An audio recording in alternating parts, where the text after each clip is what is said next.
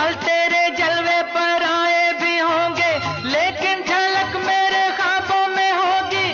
फूलों की डोली में होगी तू रुखसत, लेकिन महक मेरे सांसों में होगी।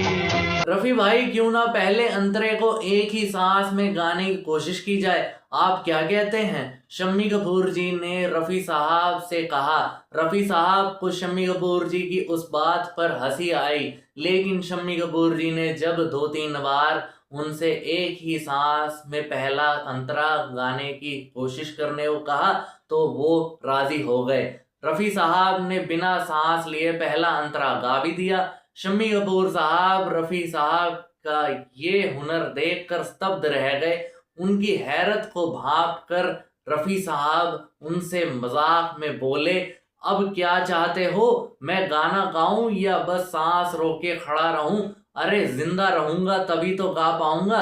रफी साहब की वो बात सुनकर स्टूडियो में मौजूद सभी लोग हंस पड़े। साथियों, ये ब्रह्मचारी फिल्म के बेहद ही मशहूर गीत दिल के झरोके में तुझको बिठा कर की रिहर्सल के दौरान हुआ किस्सा है।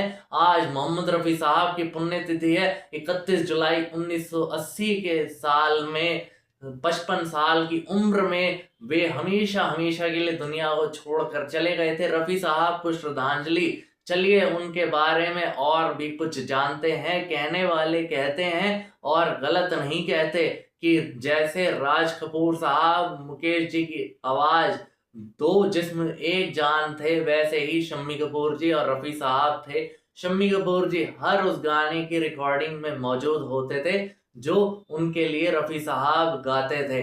वो बहुत बारीकी से रफी साहब को गाते हुए ऑब्जर्व करते थे और अक्सर कहते थे कि रफी भाई आप जैसा गा रहे हैं मैं वैसे ही गाने में एक्टिंग करूंगा। शम्मी कपूर जी ऐसी ऐसी बातें और हरकतें करते थे कि स्टूडियो में हंसी मजाक का माहौल बन जाता था, उन्हें मजाकिया ठहरा दिया जाता था।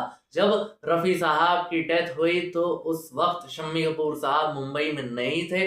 वो उन दिनों वृंदावन में आए हुए थे, लेकिन मुंबई आते ही वो सबसे पहले रफी साहब के विला में पहुंचे और उनके परिवार से मिले। शम्मी कपूर जी यकीन नहीं कर पा रहे थे कि रफी साहब हमेशा हमेशा के लिए इस दुनिया से चले गए हैं।